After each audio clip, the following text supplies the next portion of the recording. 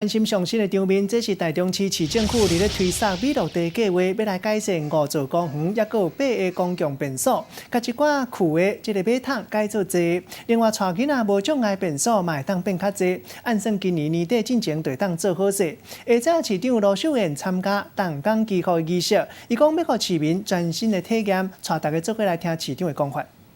我想地方民众那大家最多的反应之一。那我们包括我们立委、议员、里长，他们很多人的反应那公园是民众很重要生活运动的地方，那可是公共场域里面的公厕常常都让民众为之却步，因为有时候脏臭难闻，那有时候甚至成为治安的死角。因此呢，新市政团队上任以后呢，我们听取民意，我们觉得我们在推动共融公园的改善计划里面，那加了一个很重要的子计划，就叫做厕所革命。那我们要把公厕做好，那如果说从基本的生活面都能够提供干净、明亮、安全、舒适可以使用的一个厕所的话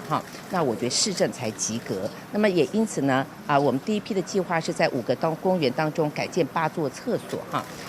对不起，5个公园，5个公园对，5座公园里面改建8座厕所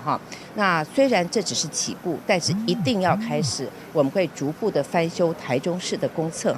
让民众在生活上在使用上更方便、更干净、更安全。加强的是包括亲子还有我们这里面这个厕所革命里面有几个重要。第一个呢，要符合性别比例。我们知道女生上厕所是男生的3倍时间，所以你常常看到在厕所上厕所的时候，女生大排长龙，那男生轻松如意那也因此呢，我们会符合建筑技术法规那把这个厕所的比例男女调成1:3甚至1:4那可以达到大家可以节省时间来上厕所。第二个蹲坐要符合比例，因为我们知道有些身心不便的朋友，或者是比较年长者，那或者是身体受伤的人，他常常一排的蹲式的话，那常常会苦都可以背起来那甚至在里面跌倒受伤的很多。那也因此呢，我们也会把蹲坐的比例做适当调整。第三个就是符合身心障碍的他们本身使用的方便，另外做亲子的加强，因为我们知道小朋友去做大人的厕所，等下把本受来对有时候也够不着等等之类的。那么也因此呢我们怎么样让亲子们去上厕所不再视为畏途？那包括这个尿布的平台啦，包括小朋友的洗手小朋友的上厕所等等都会一并考虑。最重要是一定要通风、明亮、安全那